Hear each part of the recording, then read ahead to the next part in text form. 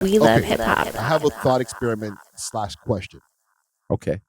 Now, I want to know your thoughts on who or what you think is the best eras in Toronto hip hop. Like I said in the beginning, I'm working on a documentary right now, right? Yeah. And I was telling you in my documentary, I'm starting from the second era. So I'll break down the 4 eras, and I want to know which era that you think is the best. Now, the first era is the late 80s, early 90s era. That's the Maestro, Mishimi, Dream Warriors era. I like that era. Right? Era though. That was, the fresh, new Toronto hip hop era. That's what got me to right. your era. Then there's the mid 90s to early 2000s. Yeah. The Circle, Ghetto Concept, Citizen Kane, Red Life, like I just played in the beginning. You know what I'm saying? People were getting major record deals. That's when you start to see much music, red carpets. Like rap was like getting to the forefront. That's why I said that's the first boom. Because that's when you start to see bare rappers starting to see on TV like crazy. Yeah. Right? That's the second era. Yeah. Third era, mid 2000s to 2012, the mixtape era. So early Drake, the DVDs, right? Rap Sheet DVD and Real Toronto and give me some more so we can give them some love there. Juice DVD, Apple, Big Apples, right? R.I.P. man. Right? Much Vibe, right? Yeah. Then there was crews like the Hustle Man, Mayhem Moriarty, Point Blank, Dusty Wallace. Oh shit, you put me there. Thank you. Yeah. Okay. Young Tory Lanez. Yeah. That was era 3. Yeah. Mid 2000s. So let's say you're on 2005. Yeah. To about 2012. Yep. That's one era. Yep. Now the last and final era is the YN era. 2012 all the way to where we are now. So Huncho Hoodlum and Sam G in the beginning in 2012 times. Yeah. Then it's moved on to like Casper TNG and Robin Banks and Impressa and Top 5. Yep. And then the whole drill wave came in like 2017, 2016. And here we are now. It's taken us to where we are now. Yep. Now that I've broken it down, 4 eras.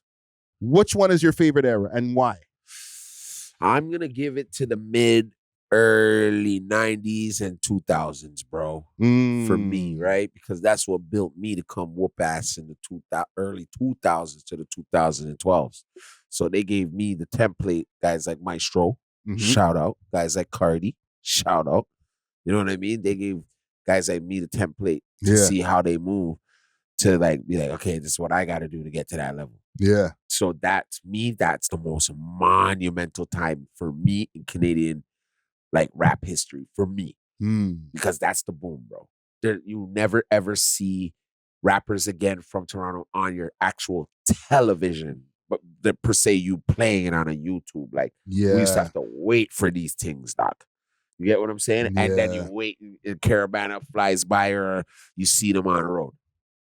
You know? Yeah. That to me. Rappers were more stars at those times. Those Toronto rappers, like, even though they were still local, when I used to watch them especially when I was still living in Montreal, I thought the Mandem were like superstars. Yeah, we are. We actually are out here. But it's the fact that is the whole gist of it is when they had more of that star appeal than per se, I don't want to diss my guys in the 2012s and on. Because they have the money appeal. Yes. And they also that's when clout started becoming a term. So they can get like bare views on Instagram or views on YouTube. And translate it into some dollars. Before that was the mid is because I was like, this is how you make the dollars. Like watching them on the TV screen. Anybody you see on TV, it don't matter if you had a commercial on TV, you thought that person was rich. Yeah. You thought the person was making money, even if they weren't.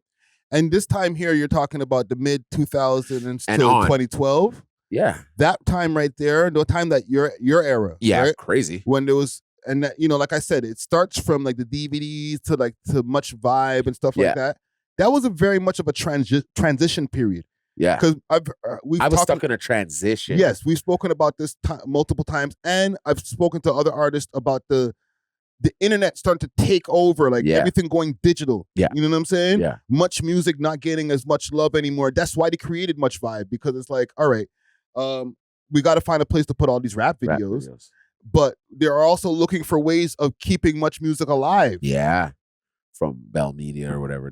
So they started specializing the programming and saying, okay, here's the Much Vibe and Much Metal and da-da-da-da. But you can tell they were losing money. They're already there was no like VJs. Yeah. You know what I'm saying? Yeah, the programming wasn't like solid. Like there wasn't no schedule. Yeah. Yeah. So that right there, that time, if you ask me, that's still my favorite music time. Like I felt like the best music came out of like mid 2000s to 2012. Oh, like for the mixtape sure. era. Like everybody was super lyrical, but still trying to make songs that can be hit songs. Yes. You know what I'm saying? Yeah, the effort was there. Yes, bro. And we performed more. Damn, even bro. though like a lot of these guys were all grimy, we all come from different hoods. Yeah. We were all still performing on stages. Yeah, yeah. The 2012 to now era, the YN era, oh no, these niggas don't perform. And I'm telling you the truth, it doesn't translate when I hear their music and then I see them. That's what I'm saying. I've seen my time, the mids, right? The 2000s, the Circle, the Point Blanks. Those are phenomenal performers, bro. Yeah, yeah. All of them. Every single one of them. That is where I got my stagemanship from. Yeah, yeah, yeah. Watching these guys. So when they used to see me, they're like, blood clot. So it's like, but they don't know. I'm getting it from you guys. Yeah. So maybe there was something where, like, you see from us, the 2012s to the 2012s and on, the balance wasn't there because the age gap, like, they were starting a little bit more earlier. Like when it came to the music, like Casper and them were doing it from when they're youths. Yes. Yeah. Yeah. All of them were started like really young. 15, 14. Really younger. You know what? It's not that they started younger.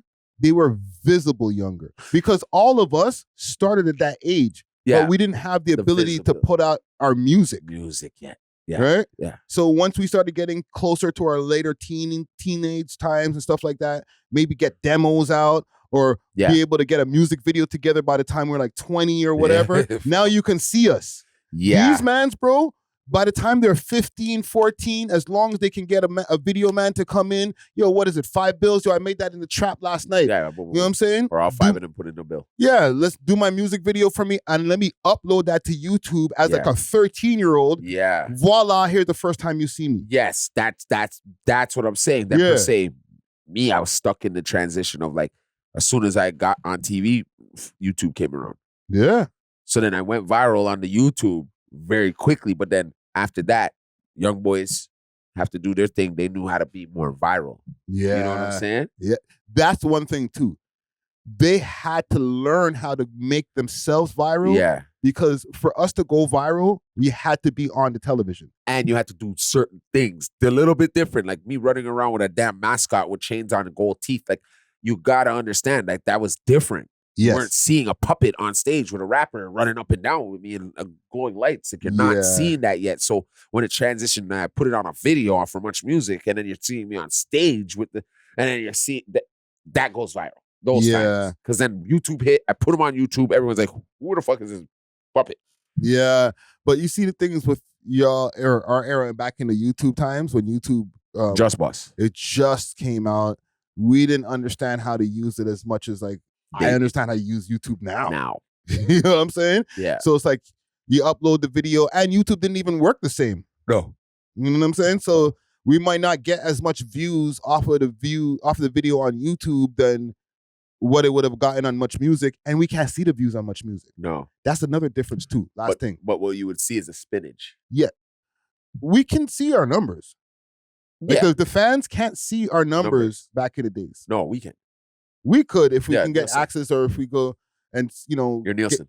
Go get our Nielsen, get a manager to say, okay, let me get the numbers for whatever the early streaming platforms. Yeah. Now, everybody's numbers are exposed. So you drop your YouTube video, everybody can see your numbers.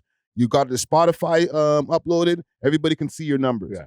So it's like, who's to know that even if some of our rappers from the era right before the mid 2000 to 2012 were hotter than some of these guys Of course right they now. were. You know what I'm saying? Of course we were, some of us.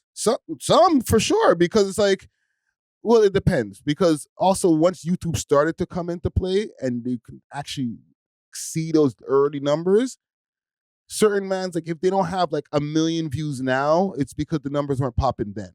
Hope you're enjoying the video. Do me a quick favor while you're here and smash that like button so we can break the algorithm. And join the comment gang and subscribe. It's free. Or if they don't even have like 100,000. I've seen re-uploads of like old school guys like Maestro. And no, it doesn't hit 1 million, but that don't mean they didn't sell. Yeah, at the time when everybody was like, before anybody could see numbers, yeah, they probably sold a bunch of records. Sold records. The video got spun on Much Music this amount of times. A million, jillion times in one day. Yeah. Right? And that them times it was like $12, 12 something a spin. Yeah. Every rotation. Yeah. You know what I'm saying? That, like, man's go home with some paper back in the day. Eh? I actually made a little bit of money in these 2000s to 2012 age. Yeah. From videos, the Empire video getting spun on Much Vibe. I used to get a check when I was sitting in jail. Yeah. Last question on this. Yeah. Before we get off of this here. Out of the last two eras, the mid 2000s to 2012 era, the mixtape era, I would call it. Yeah. And the YN era, which era was the grimier one? Yo, my era. Think so? Nah. Yo, but you gotta kind of put like, okay, anyways. Ours was sneaky, grimy. I'll say our era was sneaky, grimy. I'll put it there. YNs, yeah, because it was more out there what they're getting killed for. Right. Because they were actually being in trouble for. I won't say that. I don't want to do that to people. What I can say is like, it's just what you were doing. It's anything in what they were doing makes me feel like that. Okay, if you're a rapper and you now got shot, it's because you're a rapper. Right. But you could have just been a normal, you didn't rap and you still got shot. Back in the days. Yeah. And I say, but with the youngins, they're rappers and they're still getting shot. Right. You get what I'm saying? So that's where you might think it's a bit more grimier. But I'm going to be real with you. Being a victim, does that make you really that grimy? No, but just the fact, I'm just saying, like, there's more, like, is it more shootings? Is there more, are the guys getting locked up more into more trouble now or back then? More shootings were going on in our times. Because you say that we were sneakier, but Real Toronto came out back in the days. Rap Sheet DVD came back in it. And we were showing everybody everything. Guanas. Yo, look at this gun, and this one is their sister. Man had like, collops on those. Yeah, like, bro, like, I feel like we were like the gateway to what the YNs are doing now. Yeah. Right? They saw us showing our gun to like a big ass camera. And now they could just use the phone. Yeah. But we had to call the cameraman to come down to show them the things. Yeah. So it's like, I don't know, bro. And guys were getting locked up. Like, you know. Left, right, and center. Salute to Heartless G. He went away for a long bid. That was like 2009, 2010. And, you know, like a lot of his music videos were used against him. There's Lamar Skeet went away for a long time. There's different guys who, a lot of raids happened back then. Yeah. You know what I'm saying? The Real Toronto DVD and the Rap Sheet DVD alone got a bunch of guys locked up. Of course. And caused raids. Of course. So it's like, it's hard to say if these niggas is grimier now than what we were back then. Because as somebody being there, we were on some grimy shit. Bro, there was some real gremlins walking around our city. Yes. Like real D-man. Fam, if you even go look on that Real Toronto DVD, obviously, right? and you see some of those bands in the back, they're Demons. real killers, bro. Real demons. Demified. Yeah, bro. There's All certain right. scenes where I'm looking and I'm like, oh, I know that guy. I know that guy. He has about 3 hats. He has Yeah. Whoa. And some of them are not here today. Yeah, and those are like the old heads that people will be like, oh, you're old head ass shit. Like, nah, bro, those are some old head demons. Yeah. Yeah. They're fighting their demons right now somewhere. Yeah. So I know people look at the youngins right now and they're like, you guys are so crazy and stuff like that. But like, if we really break down the different eras, especially that last era, the mid 2000s to 2012, post 50 Cent bulletproof vest era, extra and all long that. tees and big brown do-rags with the fucking matching. Stop it. I'm not trying to have a grimy competition, but I'm just saying, like. But I can say this though: kids are kids. We were kids once. We were all kids in them times. We were all kids once. These men that are under those group of men that are under us are now men. Yeah. Okay. So if they think they can continue being grimy on camera and shit like that, no, that's not gonna work, right? So, but what I can say is we were all kids. There's a point in time where you might have to grow up, right? Yeah. And become an artist and be a real artist and do your thing and stay out of trouble, right? So yeah, the griminess can be there, right? Because that's where you start rapping. Most of the people that starts rapping is because, you know, they might have done a night in jail. So I know Master went and did a night in jail. This thing came out, yo, I'm a rapper. No, a lot of these guys, especially the YN era, yeah, because I've interviewed enough of them, right? Yeah, they all have. A lot of them have the same story. I started rapping on house arrest. I started writing my raps on house arrest, right? Like it just takes some type of, you know, something to happen, and then there you go, right? So the griminess comes with the culture. The griminess comes with the age group that you are in at that time when your brain ain't that developed yet. Yeah. To hear the rap, to understand the rap, to now you're making raps that you're actually kind of living. Yeah, and you know, we're also very influenced by America. Very. In the end of the day, we could never deny that. So it also goes by what was happening in hip hop at the time. Very much so. Right? Like that earlier time that I was mentioning before, like the late 80s the mid 90s to early 2000s. Like there was grimy rappers in the States, but it wasn't the thing. You know what I'm saying? Yeah. Like mid 90s to early 2000s, what was popping? Like Biggie, it's all types of shit. Far Side. Like, come on, man. You had 96. Brand Nubian. Well, no, they were a little bit earlier.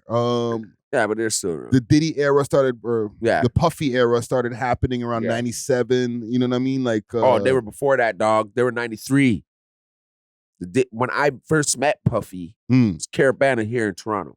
Yeah, man, Craig Mack, same time. But they both autographed this red jacket that I had with their markers. Like that was literally probably 1991. I met Craig Mack and P. Diddy that same time. But the point being, like, the music wasn't as hardcore, right? No. Like it wasn't Flavor in Your Air was out. Like hip hop wasn't going through a hardcore era. Like in the end of like in the early 2000s, like we got into a hardcore era with DMX and all of those different guys, and then 50 Cent came out, and everybody had to be gangster, and that trickles over to us over here in Canada. Is what my point is. Like whatever's happening in the States, now this is what we're doing over here. So like Dipset started becoming the thing and talking about gun bars and all that, and clothes and. That translated over here too. But what I could say is the grimy music that they were making, it was more relatable. Like, remember, we were going through a phase where rap, you couldn't dance to it no more. When that scene came with the stop, drop, open up, shot. 98. Now you're dancing. Yeah. Again. We were back to dancing. That Puffy era was when there was no dancing and then there was dancing again. Yeah. Mace, shiny suits. Yeah. Locks. Mariah Carey, Old Dirty Bastard, Mariah Carey again. These are songs you dance to. Yeah. And that also translated over to the guys who were doing things over here, like Cardinal, Baby Blue, Sound Crew, all these different guys that are making songs to make you dance. Dance. So then when things started getting grimy, like when 50 and all them mans came out, We got grimy over here, bro, and that's why we have these the last two eras. Yeah. But I still feel like we were dancing to 50. Yes, no, 50 had club tracks in the club. It was a club track, but I'm just saying, like, his aesthetic was, I got shot 9 times. I wear bulletproof vest. And then the other guys that started coming out around them times, that's when Dipset started popping off. And you know what I mean? Grimy rap is in effect. So Toronto grimy rap was in effect. Very much so. You know what I'm saying? Very much so. And then we lost that element of being like that, those TV kind of guys. We lost the TV guys. Yeah, everybody was grimy for a second. Yeah, so then you seen there was the home videos started coming out again. Yeah. And last thing with this whole thing before we end off our show here. In that mid 2000 times, the person who made it out and is still flourishing to today is Drake and Tory. Damn right. And me a little bit because I'm doing this. Yeah, but like you see how like we've had so many different eras and so many different artists, but like, and Cardinal too. Cardinal's he's made over $1 million. He's good. And I say Quadro from Ghetto Concept, he's doing all right. Like these guys are all everybody's doing okay. They're doing what they have to do. Yeah. I feel. Yeah. You know? Nah, man. Salute to the Toronto rappers out there, man. Yeah, man. We got a long history and we need to start putting it together, filing it. Yeah. Compacting it, putting it together, because if we don't sell ourselves, who will? Yeah. Well, look out for that interview coming soon. Or it's not interview, that documentary coming soon, man. Let's go. Let's wrap it up for the evening here, man. Yeah, I'm ready. Thanks for watching. If you enjoyed this video, please make sure to check out these other videos on the screen and make sure to like and subscribe. We love hip hop.